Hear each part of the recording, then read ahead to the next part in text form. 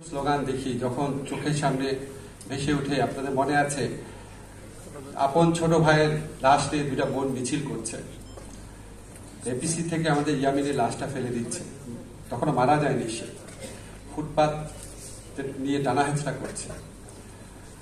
একটা বাবা রাস্তার মধ্যে দাঁড়িয়ে চিৎকার করছে যে আমি নামলাম, সব বাবা নেমে আসেন। একটা মা পানি ডিস্ট্রিবিউট করছে। মাদ্রাসার ছেলেরা যুদ্ধ করছে। আমাদের যারা রিক্সা চালান তারা যুদ্ধ করছে, তারা রিক্সার গদির উপর দাঁড়িয়ে স্লোগান দিচ্ছে।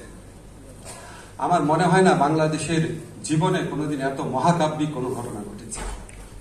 এত বড় যে জুলাই, সেটা কোনোদিনও সেটা বিস্তৃত হবে না, এটা আমার দৃঢ় বিশ্বাস। এবং বাংলাদেশের জুলাই কখনো ব্যাহত হবে না, এটাও আমার দৃঢ় বিশ্বাস। আমি জানি, ধরেন আপনাদের জায়গায় যখন আমি ছিলাম, সরকারি দায়িত্ব পালন করতে পারতাম না, সব কথা আমি বলতে পারতাম। আমরা সব কথা বলতে পারি না, কিন্তু আপনাদেরকে একটা জিনিস বলি, আমাদের আসলে খুব বেশি হতাশ হওয়ার কারণ নাই। আমি আপনাদেরকে বলি, আমরা যখন সরকারি দায়িত্ব নিয়েছিলাম, আমাদের চিন্তা ছিল বিচারের কথা, সংস্কারের কথা, আমাদের জুলাইয়ের ভাইদের পুনর্বাসনের কথা, আর তারপর সুষ্ঠু নির্বাচনের কথা। আজকে আমি জানি আপনাদের বিচার নিয়ে অনেক প্রশ্ন আছে, কিন্তু আপনাদেরকে আমি নিশ্চিত করি বিচার পূর্ণ গতিতে চলছে, বিচার পূর্ণ মাত্রায় দৃশ্যমান আছে। আপনারা সবাই টেলিভিশন ফুটেজে দেখতে পাচ্ছেন। এখন ধরেন আমি আইন মন্ত্রণালয়ের দায়িত্বে আছি, আমি যদি বলি এই মাসের মধ্যে বিচার হয়ে যাবে, আমি জানি ভিতরে তো আমি জানি, আমার টিমের প্রস্তুতি তো আমি জানি, এটাকে আমার জন্য শোভনীয় হবে? আমাদের তো বিচারটা গ্রহণযোগ্য করতে হবে, আমাদের বিচারটা প্রচন্ডভাবে গ্রহণযোগ্য করতে হবে। শেখ হাসিনার ফ্যাসিস্ট যে দল, সেই দলের লোকজন হাজার হাজার কোটি টাকা নিয়ে বসে আছে। এই বিচারের প্রতিটা জিনিস পুঙ্খানুপুঙ্খভাবে তারা তদন্ত করে তারা বিশ্ববাসীকে বিভ্রান্ত করার চেষ্টা করবে, বাংলাদেশের মানুষকে বিভ্রান্ত করার চেষ্টা করবে। ফলে আমরা সর্বোচ্চ মানের শ্রেষ্ঠ একটা বিচার করতে যাচ্ছি, এবং আপনারা নিশ্চিত থাকেন, আপনাদের হতাশ হওয়ার কোনো কারণ নাই। আজকে আমাদের শহীদ পরিবার যেটা বলেছে, আমি নিশ্চিতভাবে বিশ্বাস করি নির্বাচনের আগে অবশ্যই বিচার হবে।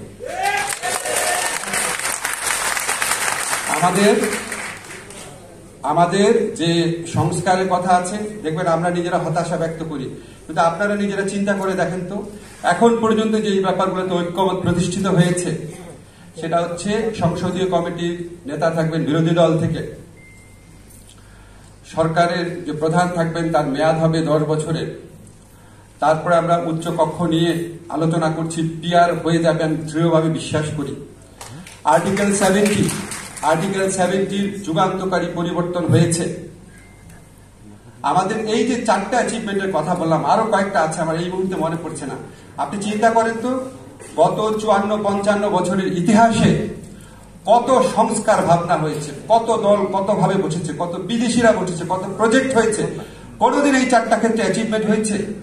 আমি মনে করি এটার পাশাপাশি পিআর, উচ্চকক্ষে পিআর, এটার পাশাপাশি যখন আমাদের কনস্টিটিউশনাল কমিশন হবে, যে আমরা নির্বাচন কমিশন, আমরা পাবলিক সার্ভিস কমিশন, আমরা এই ধরনের কয়েকটা নিয়োগ হবে সাংবিধানিক কমিশনের মাধ্যমে, আমি মনে করি ইনশাআল্লাহ এগুলি হবে, এবং এর ফলে বাংলাদেশের চেহারা আমরা যতটা আশা করি ততটা না হোক অনেকটাই পরিবর্তিত হবে, যেটা আগে কখনো হয় নাই। আমাদের অনেকের হতাশা আছে, আমাদের যারা শহীদ পরিবার আছে, যারা আহত আছে, ওনাদের পুনর্বাসন নিয়ে। এটা একটা আমার কাছে মাঝে মাঝে মনে হয় ওনাদের পুনর্বাসন শব্দটাও বোধহয় অ্যাপ্রোপ্রিয়েট না। যেই স্যাক্রিফাইস ওনারা করেছে, কোটি কোটি টাকার অনুদান, 10-12 জনকে চাকরি দিয়েও কোনোদিন আমরা তাদের ঋণ শোধ করতে পারবো না।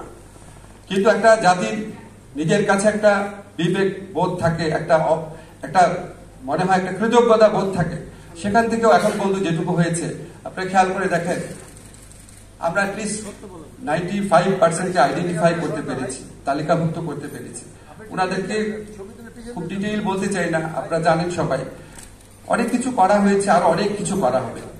নির্বাচনের লক্ষ্যে আমরা বলতে চাই আপনাদেরকে, ইনশাআল্লাহ আগামীতে বাংলাদেশে নির্বাচন হবে,